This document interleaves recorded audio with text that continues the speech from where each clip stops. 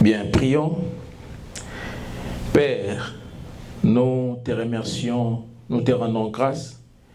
Nous te recommandons, Seigneur, ces instants ô combien précieux au cours desquels nous allons écouter ta parole.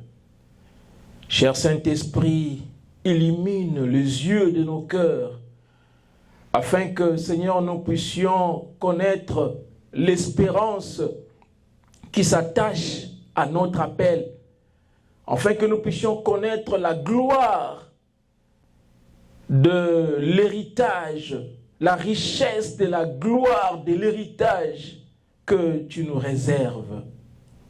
Seigneur, merci de nous adopter dans ta famille. Merci pour tous les privilèges dont nous jouissons, Seigneur mon Dieu, mon roi, comme membres de ta famille. Tu as fait de nous tes héritiers et co-héritiers de Christ. Merci infiniment, Seigneur. Et donne-nous, Seigneur mon Dieu, mon roi, de demeurer en toi et d'être saints dans toute notre conduite, car toi qui nous as appelés, tu es saint. Au nom puissant de notre Seigneur et Sauveur Jésus-Christ, nous avons ainsi prié. Amen. Amen. Bien, que Dieu soit glorifié, que la grâce et la paix vous soient multipliées dans la connaissance de Dieu notre Père et du Seigneur Jésus-Christ notre Sauveur. Amen. Je vous chéris avec la tendresse de notre Seigneur Jésus-Christ. Bien, nous continuons avec notre thème qui est intitulé, notre sous-thème qui est intitulé « Le privilège de l'adoption dans la famille des dieux ». Alors, sans plus tarder, nous allons lire le premier texte de Galates chapitre 4, versets 4 à 5. J'ai lu au nom du Seigneur. « Mais lorsque les temps ont été accomplis, Dieu a envoyé son Fils, né d'une femme, né sous la loi, afin qu'il rachetât ceux qui étaient sous la loi, afin que nous ressuscitions l'adoption. » Nous prenons à présent Romains, chapitre 8, verset 15. Romains 8, 15. Je lis au nom du Seigneur. « Et vous n'avez point reçu un esprit de servitude pour être encore dans la crainte, mais vous avez reçu un esprit d'adoption par lequel nous crions « Abba, Père ». Alors, comme nous le savons, adopter, nous l'avons dit maintes fois, que c'est faire d'une personne un fils ou une fille légitime. Et l'adoption, comme nous l'avons compris, c'est l'une des métaphores employées dans la Bible pour expliquer comment les chrétiens sont rattachés à la famille de Dieu. Et ce n'est pas la seule métaphore, il y a aussi l'autre métaphore qui est celle de la nouvelle naissance. Vous savez, si nous n'abondons pas parfois en action de grâce pour notre nouvelle naissance ou adoption dans la famille de Dieu, c'est parce que nous ne cernons pas vraiment la réalité, nous ne cernons pas vraiment ces notions de l'adoption et de la nouvelle naissance. Nous ne cernons pas toute la richesse de ces deux notions.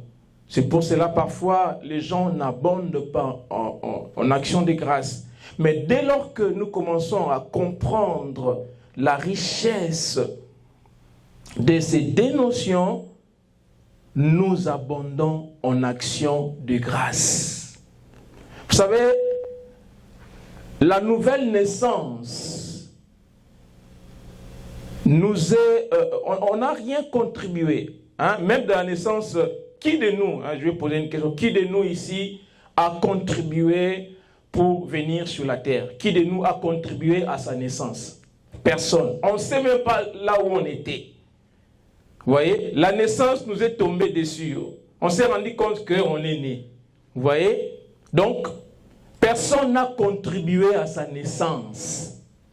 De la même manière, lors de la nouvelle naissance, nous ne contribuons pas. Personne n'a contribué pour naître de nouveau. Personne n'a contribué pour sa nouvelle naissance. Personne. Jésus-Christ, il dit à Nicodème que si un homme n'est né de nouveau, il ne verra pas le royaume des cieux.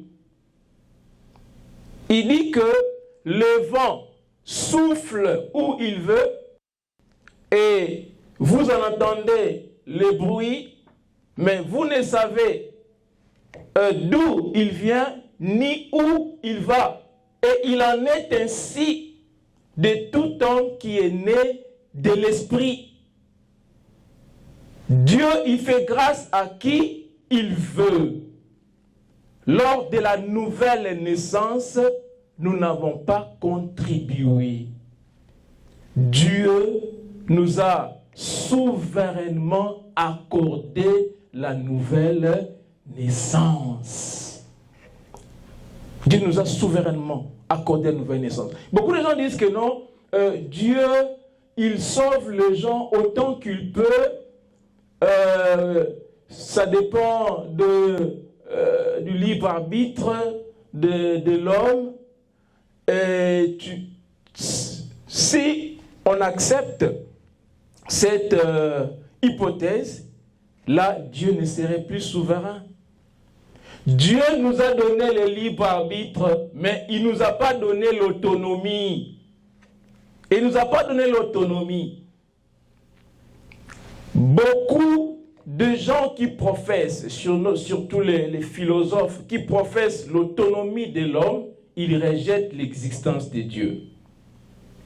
Beaucoup de philosophes qui professent l'autonomie de l'homme, ils rejettent l'existence de Dieu. Parce que les deux réalités ne peuvent pas coexister.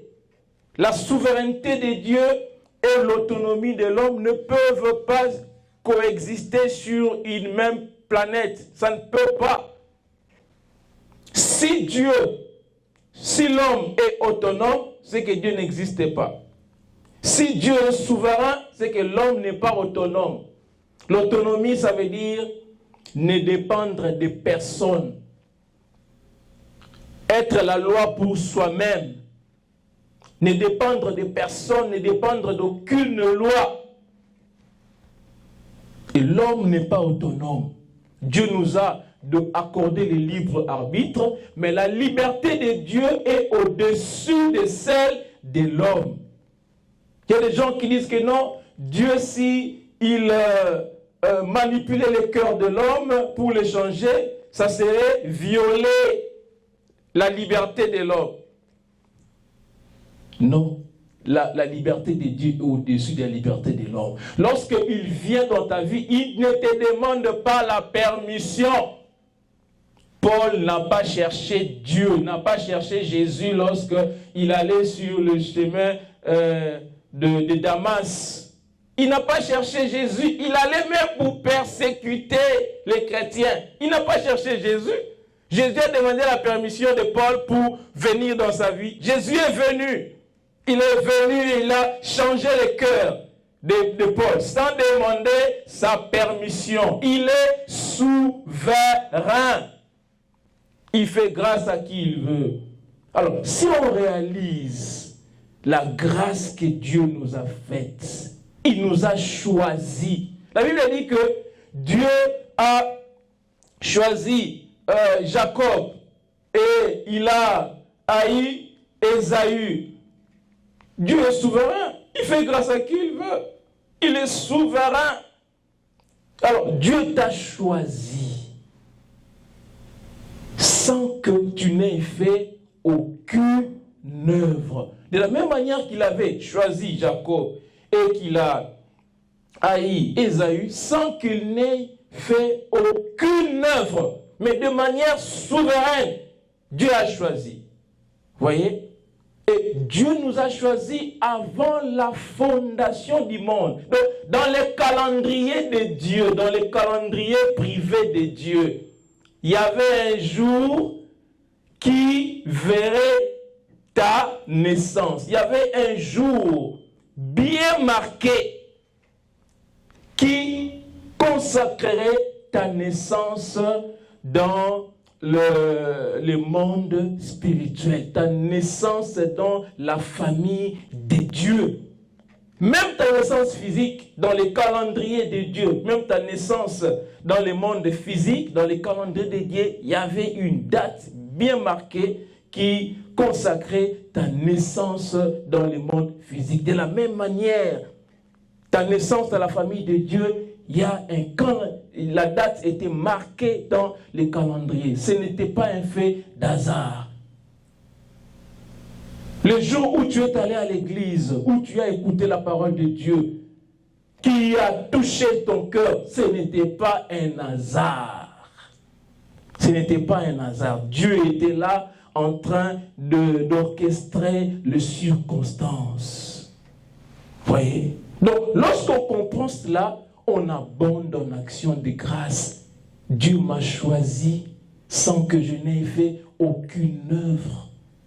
Et on abonde en action de grâce. Et cela nous inspire la crainte quand on comprend. Ma première naissance, c'était quand j'ai quitté le sein maternel. Ça, c'est ma première naissance. Pour voir, pour sentir, pour nourrir et crier en tant qu'habitant de ce monde physique. Ça, c'est ma première naissance. C'est quand j'ai quitté le sein maternel pour voir, pour sentir, pour me nourrir, pour crier en tant qu'habitant de ce monde physique.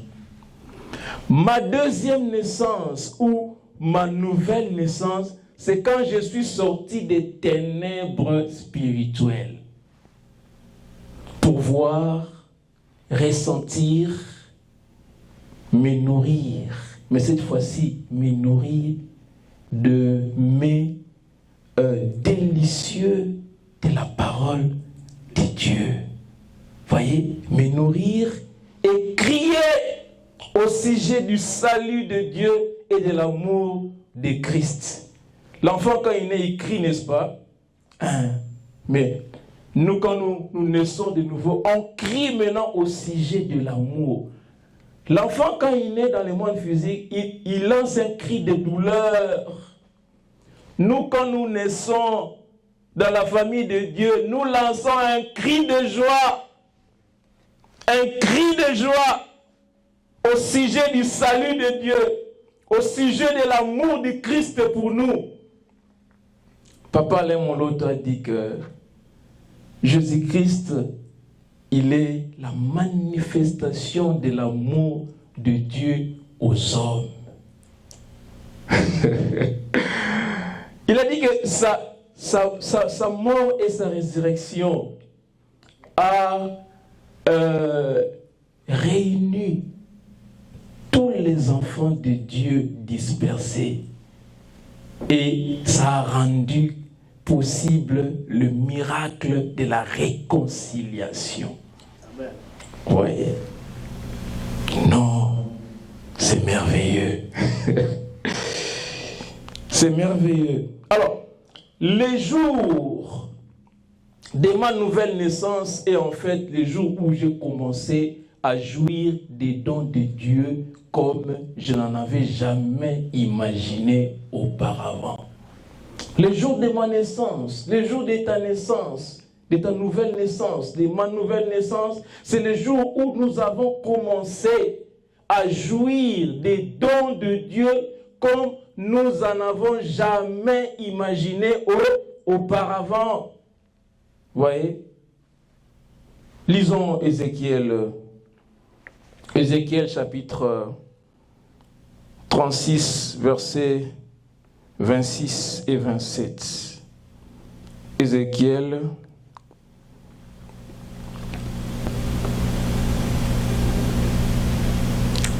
qu'est-ce que j'ai fait ici?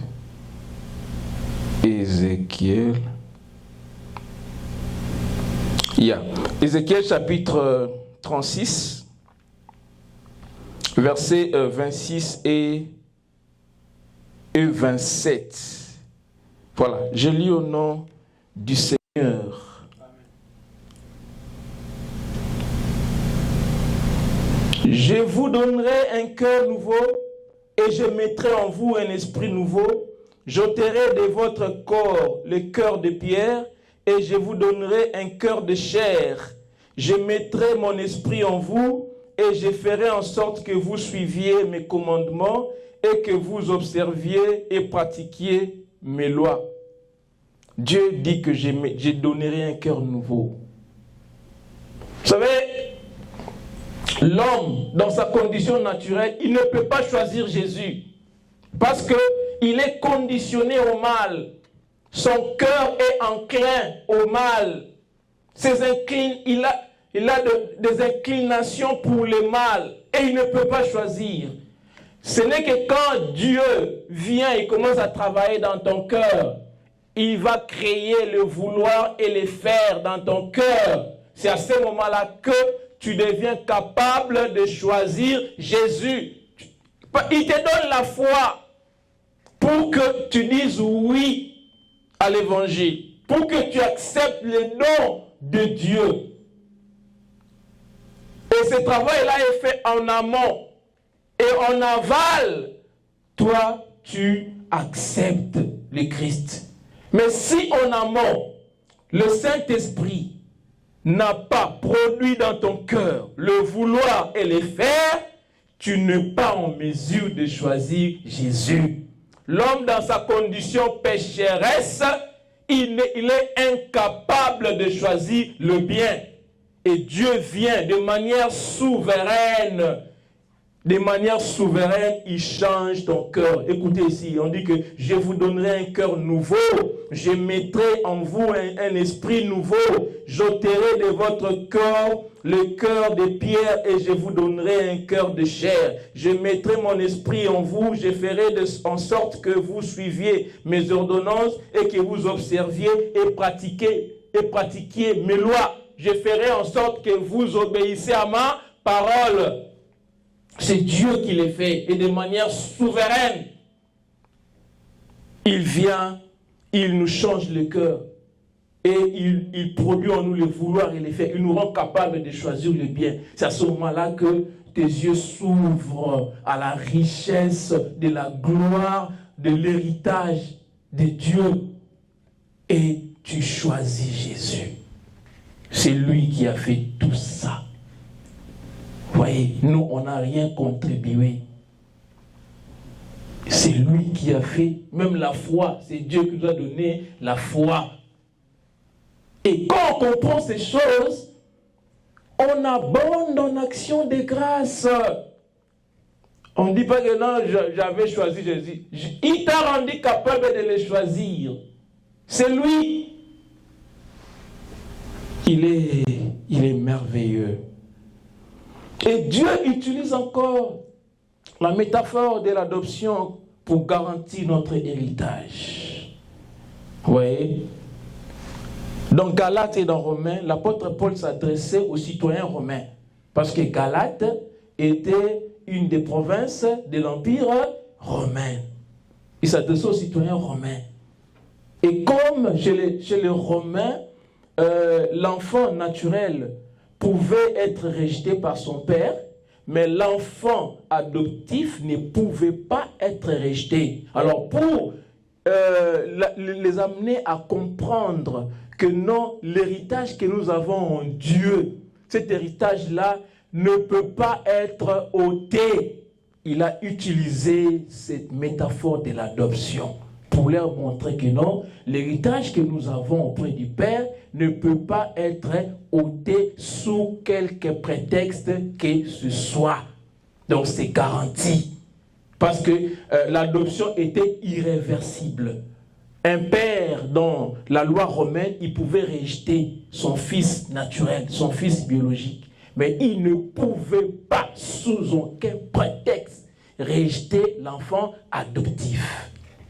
Et l'apôtre Paul utilise la métaphore de l'adoption pour nous faire comprendre que notre héritage est garanti. Personne ne peut nous les ôter. Personne. Personne. C'est garanti. Voilà pourquoi nous parlons des privilèges de l'adoption. Vous voyez, on avait cité, on a déjà parlé de 4 ou 5. C'est 4. On a parlé de 4 privilèges.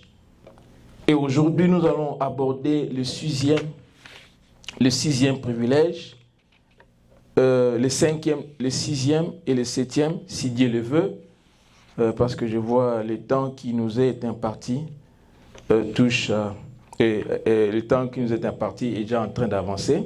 Donc, nous devons comprendre ces choses. Vous savez, avant d'aborder le 6e privilège, vous savez, lorsqu'on comprend ces réalités, comme je l'avais dit, on abonde en action de grâce. On devient ambitieux pour Dieu.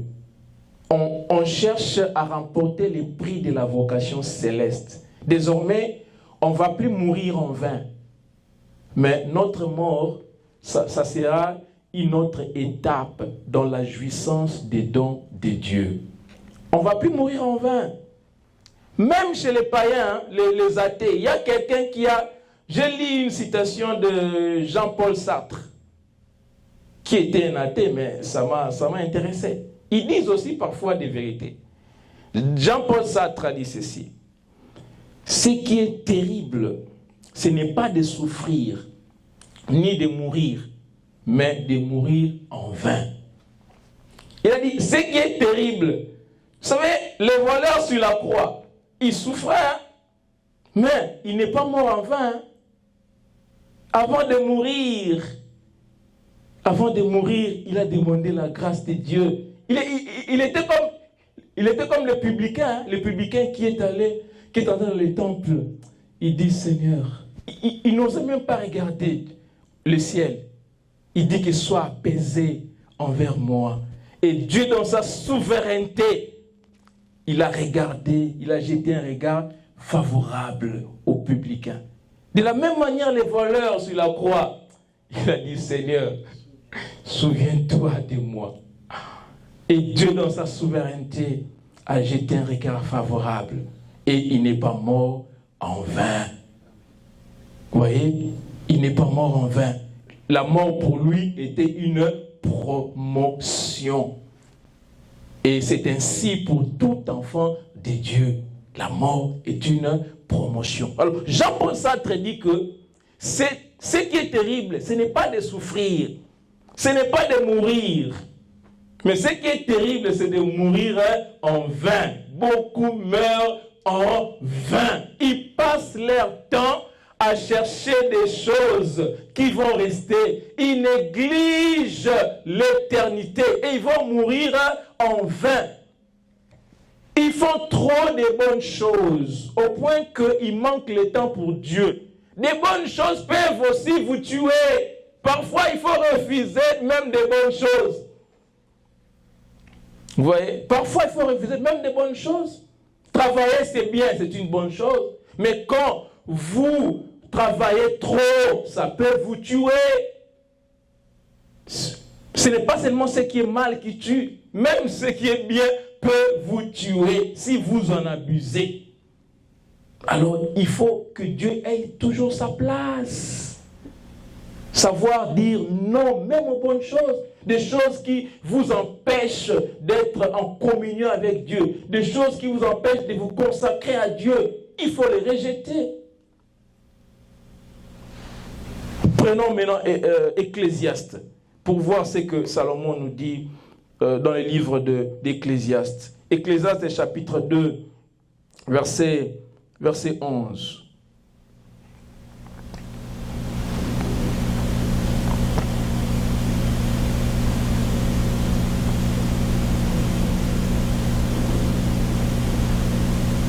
Je vais lire dans la version Sommer.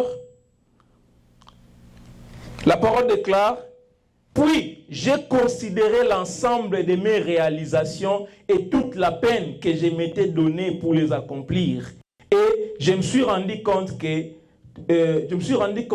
tout était dérisoire.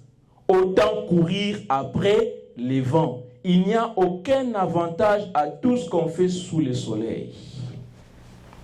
Ça, c'est l'homme le plus sage du monde qui parle. Salomon. L'homme qui avait tout ce que les hommes courent après. Salomon les avait. La sagesse, il avait. La richesse, il avait. Les femmes, il avait. Il avait tout ce que les hommes courent après. Salomon les avait. Il les possédait.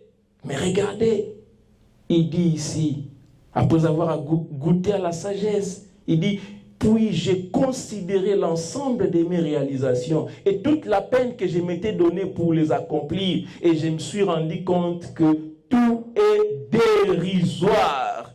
Autant courir après les vents. Vous voyez, dans lui second, on dit quoi? La poursuite du vent. Vous voyez, il n'y a aucun avantage à tout ce que on fait sous le soleil. Alors prenons encore Ecclésiaste 2, verset 20, toujours le chapitre 2, mais les versets 22 et 23 maintenant. Au verset 22, la parole dit, car que restera-t-il à l'homme de tout son labeur et de toutes ses préoccupations pour lesquelles il s'est donné tant de peine sous le soleil? En effet, toutes ces journées ne sont que tourments, et ses occupations lui apportent que de souffrances. Même la nuit, il ne trouve pas de repos. Cela aussi est dérisoire. Voyez, les gens pensent que quand on sert le Seigneur, on n'est pas ambitieux. Et c'est nous qui sommes des gens les plus ambitieux. On est ambitieux. Parce que notre ambition, c'est quoi? Notre ambition, c'est de ressembler à notre Père. Notre ambition, c'est de remporter le prix de la vocation céleste. Quelle est l'ambition la plus noble que celui-là? Quelle ambition la plus noble que celle-là? Il n'y en a pas. Il n'y en a pas. Il n'y en a pas. Travailler, c'est bien. Étudier, c'est bien. Avoir des projets, c'est bien. Mais n'oubliez pas que la première ambition doit être le ciel et ça doit occuper la première place. Car si aujourd'hui, les gens n'ont plus de temps pour Dieu, ils sont tellement occupés, vous allez mourir en vain, comme Jean-Paul Sartre le dit. Il est même athée, mais il dit que ce qui est terrible, ce n'est pas de souffrir ni de mourir, mais de mourir en vain. Alors, ne mourrez pas en vain. Vous voyez, il y a un homme d'affaires qui, une fois, il a exprimé, il a partagé son désarroi à un homme de Dieu. Il dit que j'ai fait beaucoup de réalisations, j'ai beaucoup d'argent, mais j'ai un vide en moi et je n'ai pas la paix. Je suis tout le temps stressé, je suis tout le temps au téléphone, il y a trop de dossiers à gérer, il y a des appels à gauche, à droite, je n'ai pas la paix. Son propre argent commence à les troubler. Vous voyez, s'il y a des choses qui nous empêchent à être en communion avec Dieu, nous devons les couper. Nous devons les couper. Si ton bras t'empêche d'entrer au ciel, coupe-le. Si ton œil t'empêche d'entrer au ciel, arrache-le. Donc s'il y a des choses qui t'empêchent à être en communion avec Dieu, il faut le couper. La première des choses, à chaque fois que tu te réveilles le matin, c'est à quoi tu penses en premier lieu. C'est ça ton Dieu. Si tu penses, alors que tu es sous le lit, tu ne penses qu'à la nouvelle maison que tu dois acquérir, tu ne penses qu'à tes projets. Quand tu te réveilles, tu ne penses qu'à ça. Tu veux tout de suite aller chercher de l'argent. C'est ton Dieu. Donc, la première des choses à laquelle tu penses, le matin, quand tu te réveilles, le soir, avant de dormir, c'est ça ton Dieu. Il y a des gens qui ne pensent qu'à leurs ambitions. Ils trouvent que si je ne fais pas ça, je vais mourir. Le diable est en train de mentir. Oh non, si je n'achète pas une maison, je vais mourir. Tout le monde achète des maisons. Si je n'achète pas, je vais mourir. Mensonge.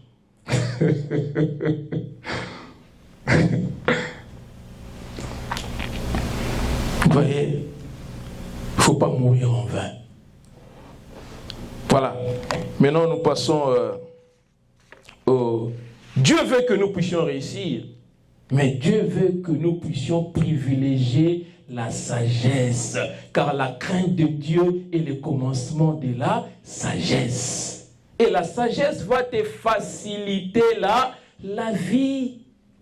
La sagesse va te faciliter la vie.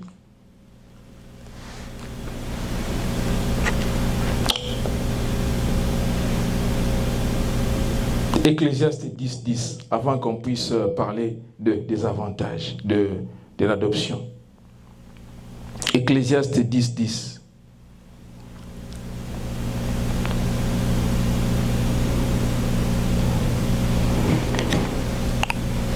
Je lis dans la version Semeur. Si le fer de la hache est émoussé et qu'on ne l'aiguise pas, il faudra redoubler d'efforts. Mais la sagesse a l'avantage d'assurer la réussite. La sagesse a l'avantage d'assurer la réussite.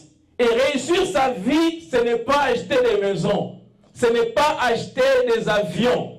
Réussir sa vie, c'est accomplir la mission pour laquelle Dieu t'a introduit sur la terre. C'est ça, réussir sa vie. Là, tu ne mourras pas en vain. Voilà, nous passons aux avantages, aux privilèges du salut, de l'adoption. Alors, premier privilège, on avait dit quoi? Vous vous rappelez? Ou bien vous avez oublié? Ok. Premier privilège, nous avons dit que le Saint-Esprit est venu habiter en nous. Il a fait de notre cœur sa résidence, sa demeure. Il est venu habiter en nous. Il nous a libérés de la puissance du péché et il favorise la communion avec Dieu. Ça, c'est le premier privilège. Alors, deuxième privilège, nous avons dit que nous avons part à la richesse de la compassion de Dieu, à la richesse de sa protection, de sa provision et de sa bienfaisance.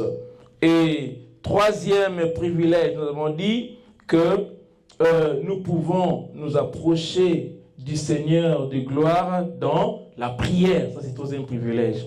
Et quatrième privilège, c'est qu'on avait vu la fois passée, c'est que nous pouvons, Dieu nous discipline. Donc nous avons part à la discipline de Dieu. Dieu nous châtie. Vous voyez? Donc ça, c'est le quatrième privilège que nous avons vu la fois passée. Donc le fait qu'on a part à la discipline de Dieu, le fait que Dieu nous châtie comme étant ses fils, comme étant ses enfants qu'il chérit, qu'il aime. Et aujourd'hui, nous allons parler de cinquième privilège. Alors, cinquième privilège, c'est l'unité. C'est l'unité dont nous jouissons avec nos frères et sœurs en Christ. Ça, c'est le cinquième privilège. L'unité dont nous jouissons avec nos frères et sœurs en Christ. Ça, c'est le cinquième privilège. Vous savez, l'Église n'est pas simplement un club. Ce n'est pas un club. Ce n'est pas une organisation politique unie par des intérêts communs ou bien c'est des passe-temps partagés. Non. L'Église est une famille. La famille de Dieu. Voilà pourquoi nous nous adressons les uns aux autres comme frères et sœurs. Nous appartenons à une famille. L'Église est une famille. Vous voyez, l'Église est une famille. Alors, en vertu de l'œuvre électrice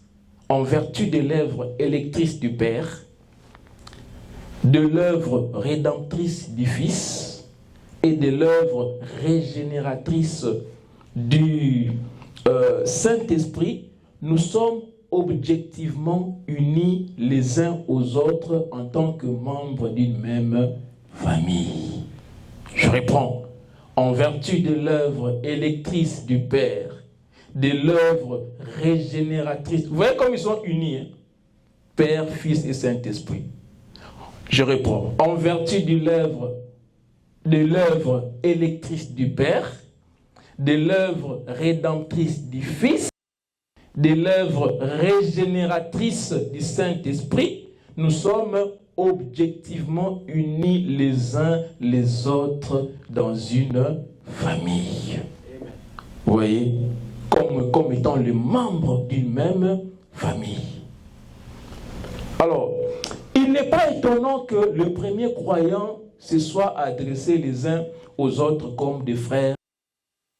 C'est les uns les autres comme étant des frères, des sœurs. Hein, si nous prenons Actes chapitre 1, verset 15 à 16. Actes des apôtres, chapitre 1, verset 15 à 16. La parole déclare: un de ces jours-là, Pierre s'éleva au milieu des frères. Ils étaient environ 120. Pierre s'éleva au milieu des frères. Il dit: mes frères, dit-il, il fallait que les prophéties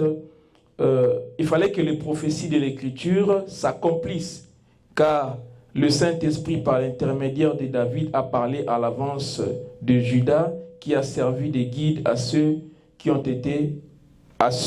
qui ont arrêté Jésus. Donc, ici, Pierre, il commence par à s'adresser aux autres comme étant des frères. Vous voyez? Donc, parce qu'ils appartenaient désormais d'une même famille, la famille des dieux. Alors, John MacArthur a dit dans son livre de la doctrine biblique, il a dit que une famille n'est pas simplement un groupe de personnes partageant des intérêts communs et une appréciation subjective les uns des autres. Au lieu de cela, les frères et sœurs sont liés par quelque chose de beaucoup plus profond, par l'union objective qui résulte de l'amour partagé par leurs parents. Nous sommes unis par un amour, par l'union objective qui résulte de l'amour partagé de nos parents. Regardez comment nos parents sont unis. Le Père, le Fils, le Saint-Esprit. Et nous sommes unis par cet amour qui unit nos parents, et nous, les enfants de Dieu, nous sommes également unis les uns les autres, comme nos parents le sont, le Père, le Fils et le Saint-Esprit. Il dit, et même si les frères et sœurs n'ont pas toujours des relations dans les meilleurs termes, aucune discorde ou conflit ne peut briser les liens qu'ils partagent. On n'a pas toujours des relations dans des bons termes, mais aucune discorde, aucun malentendu ne peut briser ces liens. Aucun. Si dans nos familles naturelles, on a aussi des malentendus, n'est-ce pas? Mais est-ce que ces discordes, ces malentendus brisent les liens familiaux que nous avons avec les uns les autres? Ça ne brise pas les liens familiaux que nous avons. Et la même chose dans la famille de Dieu, nos discordes, nos difficultés, nos différends ne peuvent pas briser le lien que nous avons les uns avec les autres. Ça ne peut pas. Il y a des gens qui disent que non, j'ai quitté cette église-là parce que il y a beaucoup de comment est-ce qu'on les appelle encore? Des colporteurs. Il y a beaucoup de colporteurs là-bas. Il y a beaucoup de calomniateurs. J'ai quitté l'église. Est-ce que tu peux dire que non, je me suis séparé de mon frère, tu n'es plus mon frère parce que tu es un voleur. Non. Même s'il est un voleur, il reste ton frère. Il reste ton frère. À l'église, on ne peut pas dire que non, je quitte cette église parce que j'ai été calomnié, parce qu'on a médit de moi, parce que on m'a regardé d'un mauvais œil. On ne peut pas quitter l'église pour ces raisons-là. Nous sommes des frères et des sœurs. Nos discordes, nos différends ne peuvent pas nous séparer, ne peuvent pas briser le lien qu'il y a entre nous. Ça ne peut pas. La seule raison pour laquelle on peut quitter une église quand le pasteur a un mauvais témoignage ou bien quand la doctrine qui est enseignée dans cette église-là est mauvaise. C'est à ce moment-là qu'on peut se retirer. Vous voyez? Mais on ne peut pas quitter une église parce que les gens, tu as été l'objet de médisance, tout ça, et tu te décides, ça ce n'est pas, c'est une raison farfelue. Vous voyez? Donc rien ne peut briser le lien. Il en va de même au sein de la famille de Dieu. Rien ne peut briser nos liens. Des tensions et des désaccords peuvent surgir entre nous. Ça peut surgir entre nous, entre nos frères et sœurs en Christ. Mais tout comme rien ne peut nous séparer de l'union d'amour que nous partageons individuellement avec Christ, rien ne peut non plus nous séparer de l'union que nous partageons collectivement. Tout comme rien ne peut nous séparer individuellement de l'amour de Christ, rien aussi ne peut nous séparer de l'union que nous partageons collectivement.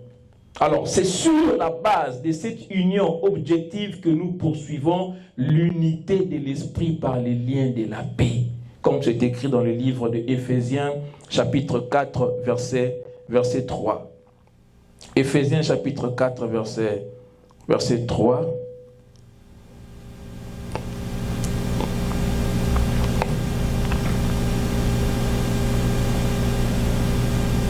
La parole déclare: efforcez-vous de conserver l'unité que donne l'Esprit dans la paix qui vous lie les uns aux autres. Efforcez-vous de faire quoi? De conserver l'unité de conserver l'unité que donne l'Esprit dans la paix. À lui second dit: vous efforçant de conserver l'unité de l'Esprit par les liens de la paix. Nous devons conserver l'unité de l'Esprit par le lien de la paix. Alors, tant que les chrétiens feront cela, nous ne serons jamais seuls. Tant que le chrétien conservera cette unité par les liens de la paix, nous ne serons jamais seuls. Nous appartiendrons toujours les uns aux autres. Et grâce à la grâce adoptive de notre Père, nous affronterons les épreuves les plus sombres de la vie aux côtés de nos frères et sœurs en tant que famille de Dieu. Donc, tant que nous ferons cela, nous ne serons jamais seuls. Nous affronterons les épreuves les plus sombres de la vie aux côtés de nos frères et sœurs. Nous ne serons jamais seuls tant que nous allons conserver l'unité par les liens de la paix. Nous allons nous soutenir, même dans les moments les plus sombres de la vie, nous allons nous soutenir en tant que membres d'une même famille. Les membres d'une même famille, ils prennent soin les uns des autres. Voilà un autre privilège que nous avons dans la famille de Dieu. Ça, c'est le 5e privilège. Alors, le temps me manquerait pour aborder le 6e privilège. Nous le réservons pour le dimanche prochain. Voilà, le dimanche prochain, nous allons parler du 6e et 7e privilège. Vous savez, toutes ces promesses que nous avons en Jésus ne peuvent que nous amener à marcher dans la sainteté. Vous voyez? Donc, aujourd'hui, je pourrais conclure en faisant un appel à la sainteté. Parce que nous portons les noms de notre Père. Vous savez les noms que nous portons? Chaque parent donne à ses enfants son nom. Dieu nous a donné aussi son nom. Notre Dieu est le Saint d'Israël. Et nous sommes des saints. C'est ça le nom de la famille. C'est ça le nom de famille. Nous sommes des saints. Nous portons les noms. Vous voyez, nous portons ces grands noms. Vous savez, quand tu marches avec le nom de, prenons Biden. Hein, comment tu t'appelles? Biden. Oh, Biden. Ces noms-là te donnent déjà du poids. Maintenant, nous portons le nom de Dieu. Nous sommes des saints. Nous sommes des saints. C'est ça le nom de notre famille. La famille des saints. Vous voyez? Et rien qu'en portant ce nom-là, doit nous amener à marcher dans la sainteté. Vous voyez? Alors nous allons prier. Nous allons prier. Père, demandons à Dieu qu'il nous aide. Car comme celui qui nous a appelés est saint, la Bible dit, nous aussi nous devons être saints dans toute notre conduite. Nous allons demander à Dieu, à notre Père, de nous aider à marcher dans la sainteté. Prions au nom du Seigneur. Père, nous te demandons la grâce, Seigneur, pour marcher, demeurer en toi, pour marcher dans la sainteté. Aide-nous, Seigneur, fais-nous grâce d'être saints dans toute notre conduite, car toi qui nous as appelés es saint, et aide-nous aussi à être dans toute notre conduite. Au nom de Jésus-Christ, notre Seigneur et Sauveur, nous disons tous Amen. Amen. Voilà, que Dieu soit glorifié.